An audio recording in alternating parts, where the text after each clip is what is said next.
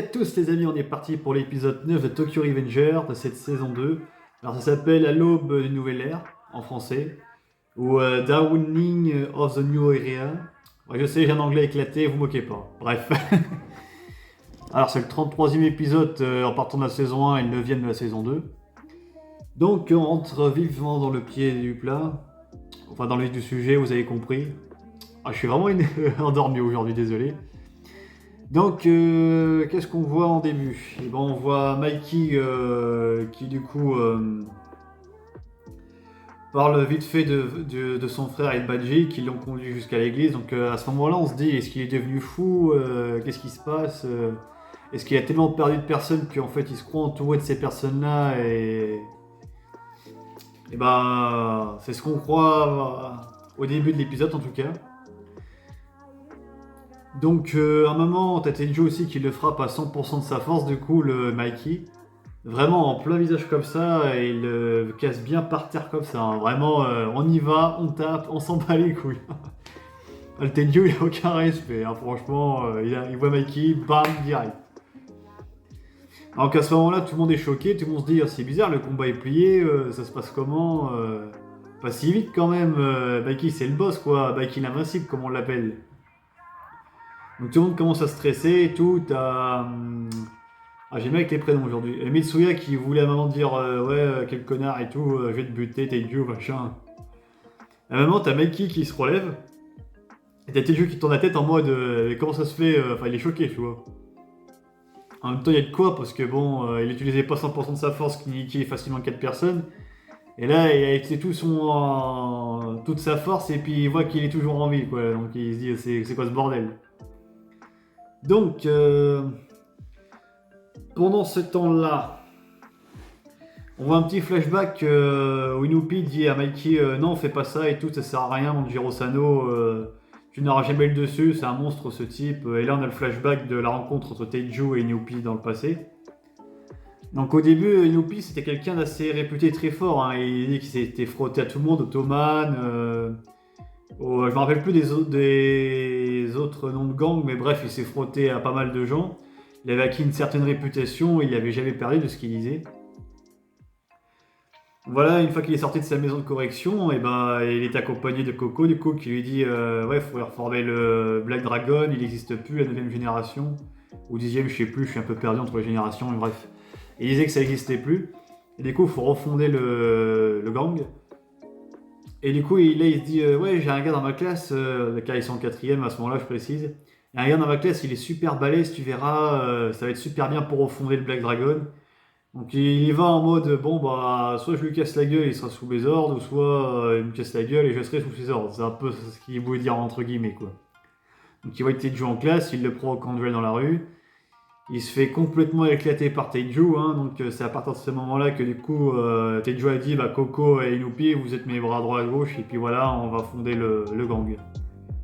Donc voilà la création des Black Dragon 10ème génération, si je dis pas de conneries. Donc maintenant on sait comment ça a été créé.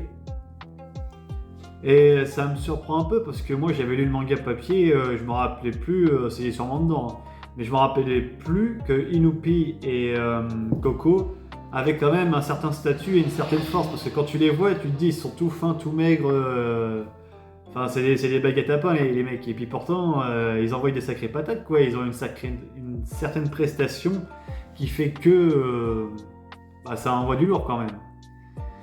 Donc voilà, ils font leur petit combat, ils se font éclater, ils font le gang. Encore retour dans le présent, on voit Mikey qui sort un espèce de dolio là, mais ultra rapide, c'est un coup de pied de taekwondo pour ceux qui savent pas, parce que moi je suis un ancien pratiquant et je viens tout repratiquer. Mais un dolio tellement rapide que les autres n'ont pas compris comment Teiju a fini à terre en fait. Et c'est après Takemichi qui explique ouais, en fait il l'a frappé à la joue avec son coup de pied, mais ultra vite et vraiment bien par terre quoi. Enfin, c'est même pas un dolio parce qu'un dolio c'est juste frapper à une certaine zone au niveau de la tête, mais c'est pas ramener l'adversaire par terre comme ça non plus. Et bref, ça y ressemble en tout cas. Donc voilà, il le bat en un coup littéralement. Donc là, tout le monde est choqué sans exception. Ils se disent tous putain, comment c'est possible et tout. Coco et Noupi n'en reviennent pas. Donc suite à cela, et bah après Taiju se relève, donc bon il en avait quand même un peu sous le capot, mais il voit que du coup qu'il a du mal, à marcher et tout ça, quand même, et il voit que du coup dehors que tout son gang s'est fait massacrer par notre bon vieux et cher ami Draken, donc il a massacré tout le gang à lui tout seul, puis il dit ah vous attendez les gars, tu pourras dire à Mikey que j'ai fini mon boulot, et voilà. Donc là, à ce moment-là, Taiju, il est terrorifié, il se dit putain, le mec il est trop balèze, il a défoncé tout le monde, le mec qui m'a mis une branlée, on a perdu quoi, c'est la fin. C'est d'ailleurs à ce moment-là que je trouve ça bizarre, parce que je me dis dans ma tête, putain, connaissant Taiju, je me suis dit, tant que je suis debout, je vais me battre quoi. Là, ça l'a brisé psychologiquement que Mikey le mette à terre en fait. Ça ne lui est jamais arrivé. Et je pense qu'à partir de ce moment-là, en fait, dans sa tête, même s'il pouvait encore se battre, ben, il avait déjà perdu dans sa tête en fait, parce que c'est la première fois qu'il perdait, il savait pas ce que c'était la défaite. Donc voilà, après Mikey explique que du coup on en revient à son frère Yabaji, qu'il n'est pas fou, qu'en fait il dévoile son pendentif qu'il avait sur lui, et c'est dans ce sens là qu'il disait que Badji et son frère l'accompagnent en fait, donc on comprend que c'est dans le sens spirituel du terme, et pas qu'il devient complètement fou. Bon, même si on le voit dans ses expressions de visage qui passent facilement d'un sourire à un visage assez vénère quand même. Donc on sent quand même que toutes les morts qu'il a eues, ça l'a profondément affecté, qu'il l'a changé. D'ailleurs, il y a même un flashback où Takebichi revoit la discussion qu'il a eue avec Kisaki Teta pour parler de ça justement, pour dire que Mikey s'est pas mal fragilisé, il y a des sous-humeurs, que voilà, il sera peut-être plus capable de diriger le Toman, voilà. Donc voilà. Donc suite à cela, bah, ils quittent tous l'église, Taiju s'avoue vaincu. Coco et Noupi disent bon bah c'est bon, on a perdu, maintenant au revoir Taiju, et nous on fait notre vie, voilà, on repart de zéro. Donc voilà, les Black Dragons sont dissous. Taiju il est pétrifié à genoux, il sait plus quoi dire, il a plus les mots, là il est vraiment dans un état de, pas de stase, mais tu sens qu'il est détruit, là il a eu sa dose quoi. Donc t'as son frère qui lui dit voilà, bah si tu commences à nous faire chier, je serai là pour t'arrêter, donc n'y t'y reprends pas, voilà. À partir de maintenant, voilà, je suis un homme, c'est un peu ce qu'il lui dit en gros. Sa sœur a plus ou moins le discours, enfin dit quand même à la fin, bon, je t'ai beaucoup haï pour beaucoup de choses, mais je t'aime quand même, t'es mon frère. Et ça pour moi c'est un message très très très très fort quand même.